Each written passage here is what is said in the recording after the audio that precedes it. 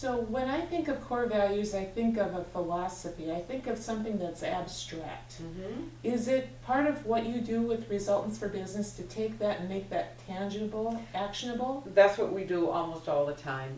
Quite a few business concepts, even beyond core values, they're abstract. For example, the word strategy. What does that mean? The word core values. Perhaps one of your core values is integrity. What we do is we sit down and we say, all right, what does that mean? We have to create definitions. It's all about definitions because every individual and every company will define something a little bit differently. That's why the EOS is such a great system to use, because we get everyone on the same platform. And when you're on the same platform, you learn the same language.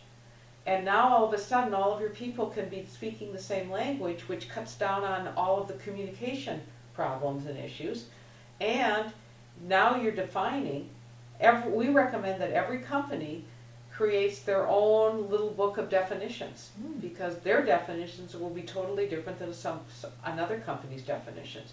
Once you define things, you clear up a lot of miscommunication. So communication is key. Critical. It's connected right to people.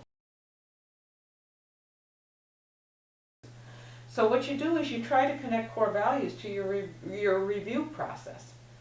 How many companies actually review their people to the core values? They usually just review them to what they do on the job, whether they got their tasks done.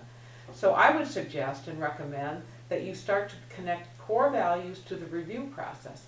And a lot of times the review process is not as formal as what most people expect. It's a conversation with the individual, because what you want to do is you want to discuss their behavior.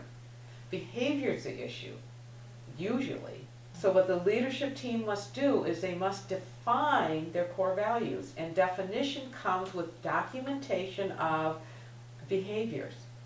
If we believe in integrity, which means this, then we expect these types of behaviors on the job. Once you define the expectations, you have created your standards. That now must be communicated to your employees, and the employees must be reviewed on a consistent basis back against the behavior that supports the core value. Behavior connects to core values. Behavior does not connect to tasks.